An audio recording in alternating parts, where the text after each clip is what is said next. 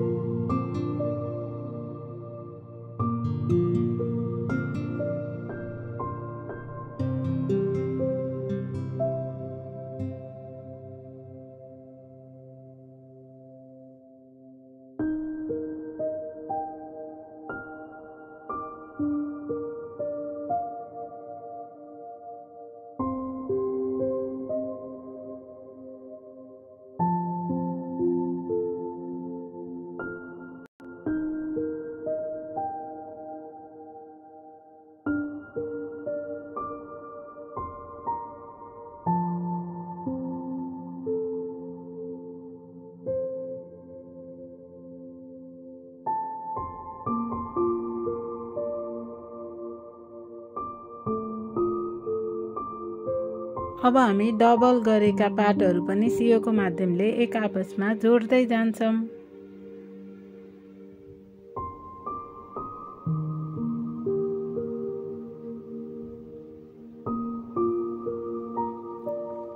दुई double pink हाल्यौं भने अब हामीले त्यसमा एड गर्नलाई एक डबल हामी ब्राउन कलरको एड गर्छौं। पिंक दुईटा डबल युज गर्छौं भने ब्राउन एउटा डबल युज गर्छौं। यसरी हामी दुई कलरको बनाउँदै जान्छौं।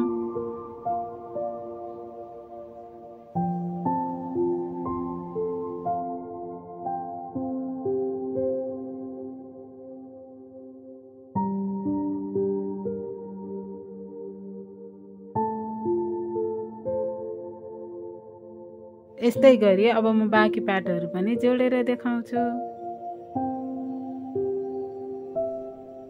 हेर्नुस् त साथीहरू, मैले सबै भाग जोडिसकेको छु। अब यसलाई डबल गरेर यसरी सिलाएर हामी टोपीको आकार दिँदैछौँ।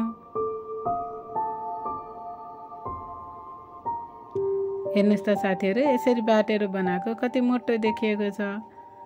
हामीले सिलाउने बेलामा पनि एकदम बलियो तरिकाले सिलाउनु पर्छ ताकि यो सिलाइ छुटेर बाहिर ननिक्लियोस्।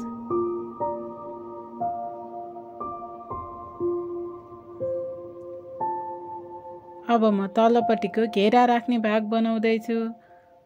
त्यसलाई पनि बाटेर हामी यस्तै गरी जोड्दै जान सक्छौं। सिलाइ सबैमा एउटै हुन्छ है साथीहरू, याद गर्नु होला।